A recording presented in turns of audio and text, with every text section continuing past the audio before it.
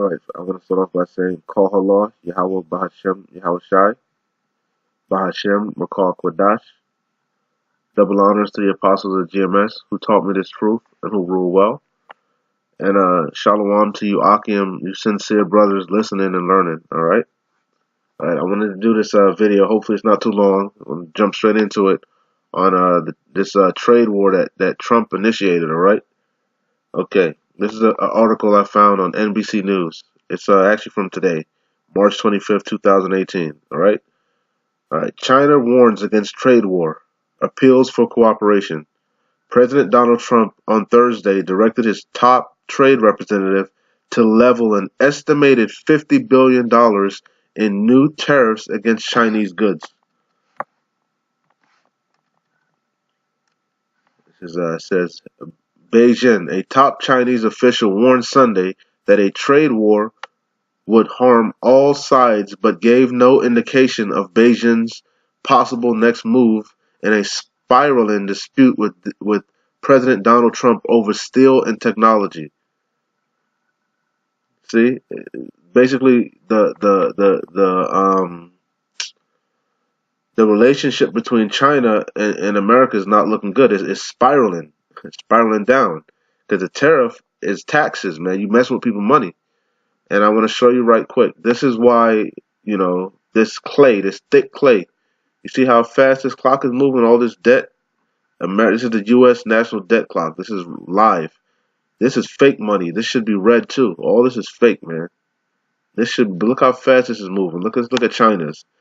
He's in debt. They in debt too, but it's not increasing at that exponential rate as the America is. Let's look at Russia. They're in debt also, but not like America. This is crazy. This is bonkers. It should be way more than this too. But anyway, let's stay on topic. Because what it is trade wars is going to lead to that. We in World War III right now. We in the beginning of it. They're just not announcing it. All right. Matter of fact, a lot of people are getting deployed. I know a couple brothers that recently just got deployed. Thinking they're gonna come back in 2019 and all this. You're not coming back. Hate to break it to you, but you're going out there to die in the Valley of Jehoshaphat, man. But anyway, let's go. I got this off of the CSIS Center for Strategic and International Studies. All right. Let's see what it says. Trade wars and real wars. March 20th, 2018. The world is rudely awakening to the dangers of President Donald Trump's tariffs. Markets are correcting. Countries and industries are scrambling for exemptions. Economists now see greater downside than upside to growth projections for the U.S. economy this year. See, greater downside than upside, meaning the economy is about to hit the shits, man. But the hazards could be even greater than anyone wants to admit. Of course they don't. They don't want to cause a panic. They don't want to cause a panic. As protectionist sentiments rise, so do the risk of war. Exactly, we are going to war. That's why, if you've been paying attention, all those drills that they had out there, all those thousands of troops to run these stupid drills and stuff, and so-called war games and stuff, they never brought those people back. Those people are still out there. They don't talk about that. But anyway, let's keep it moving. Trade wars, right? This is another thing that I found on trade wars. Trade wars are good. No. Trade wars are good. 3 past conflicts tell a very different story. It says President Donald Trump renewed fears of a global trade war after he vowed to slap steep tariffs on foreign aluminum and steel. President Donald Trump renewed fears of a global trade, because it's a global thing and it's going to lead to a global war. Wow. The tariffs haven't been formally proposed. It hasn't even been formally proposed. Yet other countries are already threatening countermeasures. Exactly. They about to mess with each other's pockets. The European Union, the EU, the beast, the European Union, for example, that's why they're going to hate the whore. I got that on deck too. The European Union, for example, promised to impose the tariffs on iconic American products like Harley Davidson, Kentucky bourbon, and blue jeans, while China, Austria, and Canada all promised a response. Brushing all that aside, the president tweeted that trade wars are good because he's prideful, man. He treated that as good. See, pride goes before destruction. This from Donald J. Trump. When a country, U.S., is losing many billions of dollars on trade with virtually every country, he's talking about this thing right here. Where's he at? Where's he at? When a country is losing many billions of dollars on a trade with virtually every country it does business with, trade wars are good and easy to win. Wrong. Example, when we are $100 billion with a certain country and they get cute, you see the pride of this dude? Don't trade anymore. We win. Big. It's easy. Yeah, that's what you think. But what exactly is a trade war and what are its consequences? As a historian of trade, I thought it would be worth recalling some illuminating examples, each of which led to disastrous as results. So one example he's gonna give you is about the French and Italian War, okay? Well, a little thing, spit tit for tat they had. It's gonna lead up to World War One. So it says soon after Italy's unification in 1871, the young nation turned to protectionism to foster its infant industries, which whereupon it terminated its trade agreement with France in 1886. So basically, they were trying to get their shit. They were up and coming country trying to get their stuff together. So they said, you know what? Let's cut trade with France and do our own thing, right? And it says Italy raised tariff because of Italy was mad, because now you affecting their pockets. See, that's how it is. You affecting people money. Italy raised tariffs. Tariff is a tax. Italy raised tariffs as high as 60% to protect its industries from French competition. Yeah, there's something back here that says about a steep tariff, man. What was that at? That's something about. Yeah, because he want to hit him with a steep tariff, man. Where is it at? This right here, it's a steep tariff, man. $50 billion, man. That's a high tax, you see? And that's 60%. Italy raised tariffs as high as 60% to protect its industries from French competition. The French government responded by refusing to negotiate. See, they're not going to bow, just like China's not going to bow. And instead threatened the Italians with punitive tariffs. Exactly, they fought back. And the tariffs, Slovakia threatened the Italians with punitive tariffs if Italy did not lower its own. Let's get to the main point. Let's say both nations felt the cost of trade war, but the damage extended more widely. Franco-Italian trade fell drastically, followed by dislocations in countries where they got supplies. That's the main point I wanted to pull.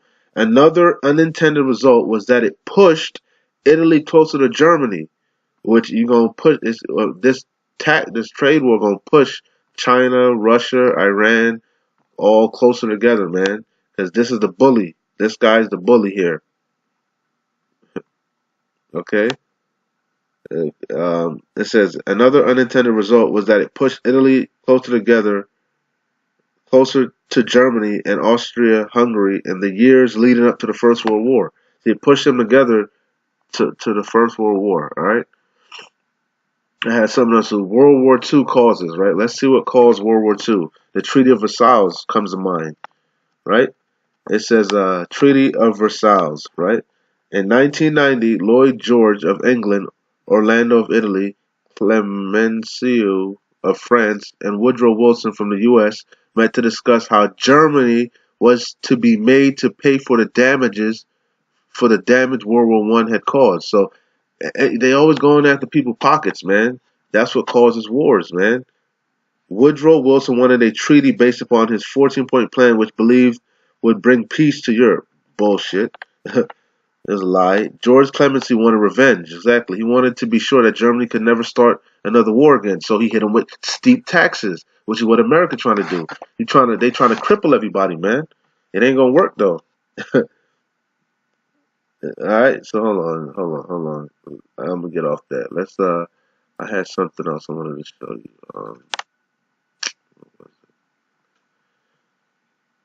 Oh yeah, China not to be messed with, bro. I just wanted to show you something too. Matter of fact, let me get in the scripts and then I'll close it out on the videos. I kind of lost my train, but let's go straight to the scripts. All right, because I was talking about that thick clay, man. That debt. That's what it's about. The trade war Man. Habakkuk 2 and 2. And the Lord answered me and said, write the vision and make it plain upon tables, that he may run that readeth it. I just did a video on that. For the vision is yet for an appointed time, but at the end it shall speak and not lie. Though it tarry, wait for it, because it will surely come and it will not tarry. Behold, his soul which is lifted up is not upright in him, but the just shall live by faith. Yea, listen to this, Habakkuk 2 and 5. Yea, also because he transgresseth by wine, he is a proud man, which I said, Trump is proud, man. Neither keepeth at home. Yeah, America got they bases everywhere, man, and everybody business. Who enlarges his desire is hell, and is as death, and cannot be satisfied. That's America, man, and this beast, NATO, the EU, this system, man, greedy, this democracy, this bullshit. But gathereth unto him all nations, and heapeth unto him all people. This is the main point I wanted to pull. Habakkuk 2 and 6. Shall not all these take up a parable against him, and a taunting proverb against him, and say, woe to him that increaseth that which is not his, how long? And to him that ladeth himself with thick clay. Like I said, this debt, man, this debt that you see here. You see? This debt is what's going to cause everything. Look at this shit. This is crazy. This thick clay. Look at this. And like I said, this should be red. Look at this. Look how slow this is moving. Look at this. This thick clay. Crazy. This thick clay, man. Get back in the scripts. Alright? This is Revelations 17 and 6.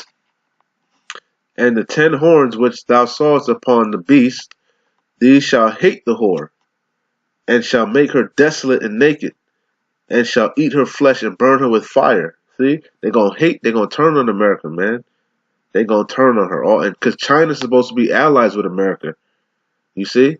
They supposed to be working together against Kim Jong-un and all that shit. They don't even bring up none of that stuff no more. They don't bring up North Korea. Man, that's how you know we at war. They filtering shit out, man.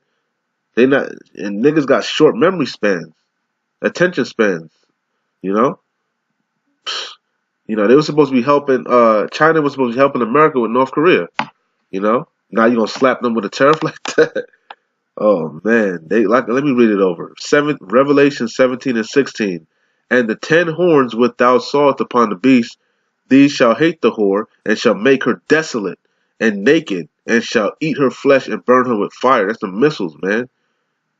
Let's go to Isaiah 13 and 9.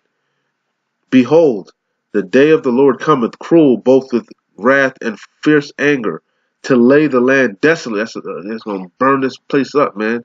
And he shall destroy the sinners thereof out of it. For the stars of heavens and the constellations thereof shall not give their light.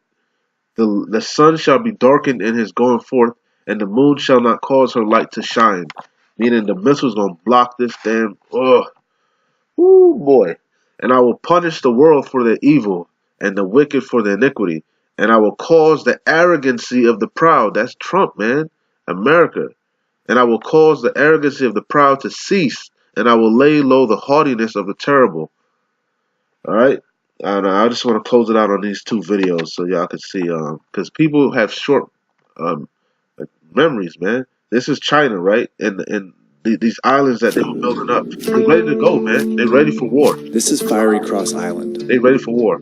It's a little more than 1 square mile in size, and it's home to a Chinese military base. There's a 10,000-foot airstrip, an advanced radar station, a missile defense system, and about 200 troops. But the strangest thing about Fiery Cross Island is that 2 years ago, it didn't exist. And neither did the 6 other Chinese military bases that have been built on man-made islands in the South China Sea. If you look at this satellite image from 2014, you can see huge Chinese ships collecting around remote reefs in the Spratly Islands, an archipelago in the South China Sea. In this image, these ships are rapidly pumping sand and rock up onto the reef. They're building islands. And less than a year later, the Chinese had seaports. And this thing here, if you look at it now, it's built up way more, man. Way more. It looked like a full out Do your own research. Look like a full-out damn bases and base, buildings man. on their new island. Why would they And the be world had ready, taken man? notice. We continue our look this That's why morning they're on not what China taking it back does down. not want you to see. The superpower is reclaiming land in 7 spots in the China South ready, China man. Sea. Russia's ready. Iran's ready. Everybody's ready. every day. America ain't ready. See, with these islands, China's Trust me. trying to lay claim to one Trump of the most ain't ready. important areas of ocean in His the world, pride go up before the South destruction. China Sea. The South China Sea is incredibly rich in natural resources. 11 billion barrels of oil, 190 trillion cubic feet of natural gas. You see this trade here? This trade, it's about trade. He want to stop this trade, man. Trying to hurt their pockets. And 10% of the world's fisheries. Most importantly, You see, not just here, but in general. That's what tariffs are. That's how countries make money, is through trade, man. though, 30% of the world's shipping trade flows through here, to the booming population centers and economic markets of Southeast Asia. It's an extremely important body of water, and right now 5 countries lay claim to some part of it. Now, most countries base their claim off the UN Law of the Seas, which says UN, the damn beast. Look at that. UN nations, that's who runs shit, the beast, man. country's territorial waters extend 200 miles off their shore, an area called the Exclusive Economic Zone, or EEZ. Countries have exclusive rights to all the resources and trade in their EEZ. It's their sovereign territory. But nah, this nigga want to come and put tariffs. Tariffs on everything. Tariffs on steel. Tariffs on... He gonna put tariff on the air that you breathing. Tariff on the water you drinking. This man's a devil, man. So, for example, any oil that's found within 200 miles off the coast of Vietnam belongs exclusively to Vietnam. But any area that isn't in an EEZ is regarded as international waters, and it falls under UN maritime law, which means everybody shares it. Now, every country in the South China Sea region uses this 200-mile EEZ threshold to determine its claims. Well, anyway, I just wanted to say these islands that, it's about trade. Everything is about